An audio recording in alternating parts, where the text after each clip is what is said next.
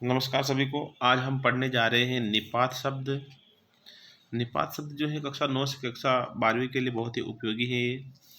कक्षा 9वीं से लेकर कक्षा 12वीं के सिलेबस में दिया गया है निपात शब्द, तो सभी छात्र ध्यान से पढ़ेंगे।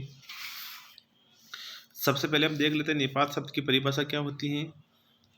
जब किसी बात पर अतिरिक्त भार देने के लिए अवयवों का प्रयोग किया जाता है उसे निपात शब्द कहते हैं। सभी निपात शब्द अवयव होते हैं। अगर हम बात करें निपात शब्दों के प्रकार के, 9 प्रकार के निपात शब्द होते हैं, जिसमें एक है स्वीकृति बोधक निपात। तो स्वीकृति बोधक निपात उसे कहते हैं जिसमें हम हाँ, जी, जी हाँ ऐसे शब्दों का प्रयोग करते हैं, ये स्वीकृति बोधक निपात शब्द हैं। फिर दूसरा आता है नकार बोधक निपात शब्द। तो इसमें नहीं, जी नहीं ऐसे शब्द आते हैं जो मना करने वाले होते हैं। निषेधात्मक निपात में एक ही शब्द आता है मत, मतलब मैं इस कार्य को मत करो ऐसे। फिर आता है प्रश्न बोधक निपात शब्द, जो क्या और कौन दोनों ही हैं।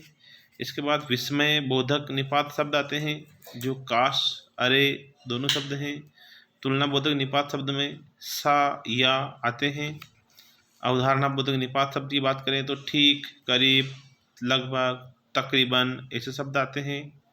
एक आता है आदर बोधक निपात जो जी से होता है। एक आता है बल प्रदाय बोधक निपात, तो ये आता है तो, ही, भी, तक, भर, सिर्फ, केवल आदि शब्द आते हैं। इसके साथ साथ 10वीं 12वीं की बोर्ड में एक प्रश्न और आता है जो छोटा सा है, कि क्षेत्रीय शब्द किसे कहते हैं। तो हम इसको भी देख लेते हैं साथ में कि क्षेत्रीय शब्द क्या होता है।